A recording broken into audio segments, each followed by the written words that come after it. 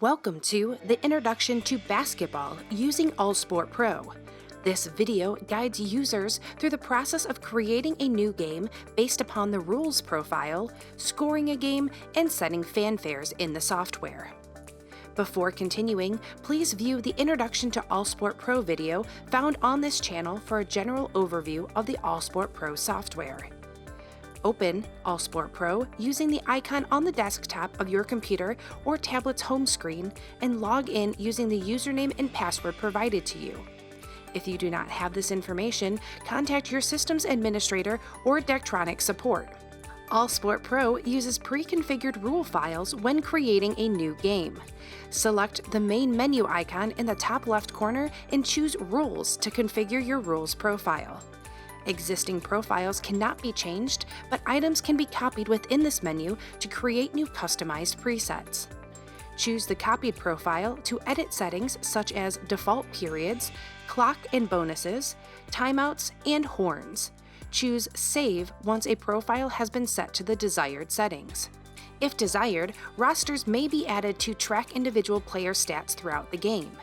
Use this function if your scoreboard has the space to display players, fouls, and points. Select the main menu icon in the top left corner and choose Rosters to configure each team's roster. Select New and choose Basketball. Give the roster a team name,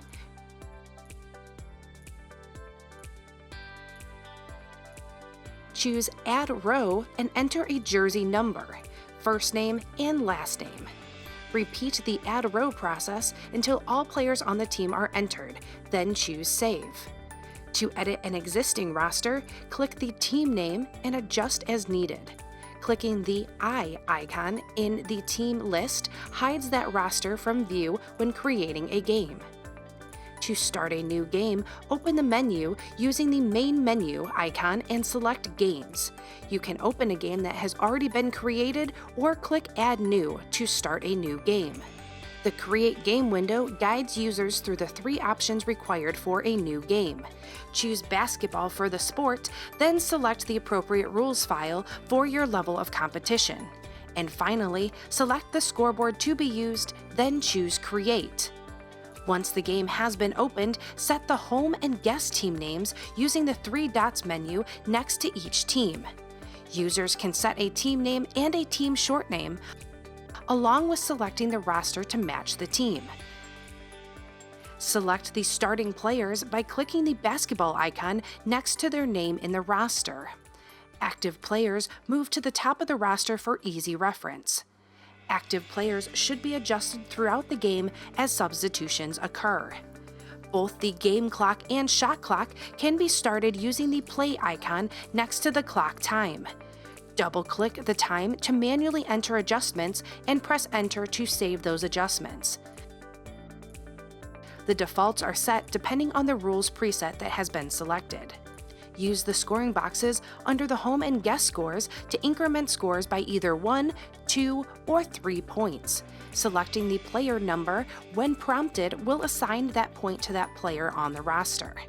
The score may be edited manually at any given time during the game by double-clicking on a team's score and typing in a new number, then pushing Enter or clicking outside the score box to accept the manual change. Both full and partial timeouts for both teams can be incremented using the three dots icon and choosing the plus or minus. Increment team fouls by clicking the three dots icon in the team foul section and selecting +1. Selecting the player number when prompted will assign that foul to that player on the roster. Indicate which team has possession by clicking the possession arrow throughout the game. If a team gets into a bonus or double bonus scenario, it may be indicated by clicking the arrows in the bonus section.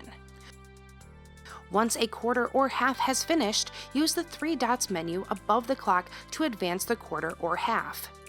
Points and foul stats can be manually adjusted at any point during the game by double-clicking any of the stat numbers and typing them in manually.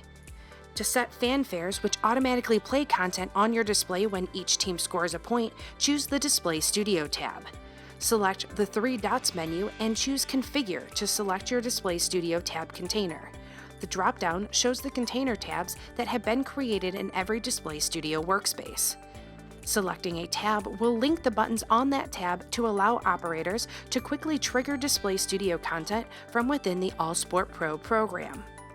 Once a tab container has been chosen, select Enable Fanfare to enable the triggering of content through the scoring buttons.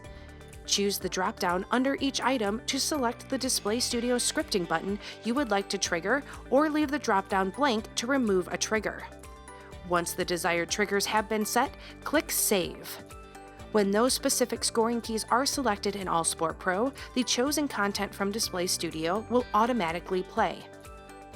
To exit game scoring mode, choose the main menu icon in the top left and select Leave Game. The system will display a warning message when leaving a game. Game scoring will be saved on the Games page to allow users to continue scoring existing games or to take over scoring on another device. When a game is finished, it must be deleted before a new game can be displayed on the scoreboard. Select the checkbox next to the Finish Game and click the Delete icon to remove the game. In the confirmation box, click Confirm to permanently delete the game from the system. This concludes the introduction to basketball using AllSport Pro. Continue to other videos for more tutorials.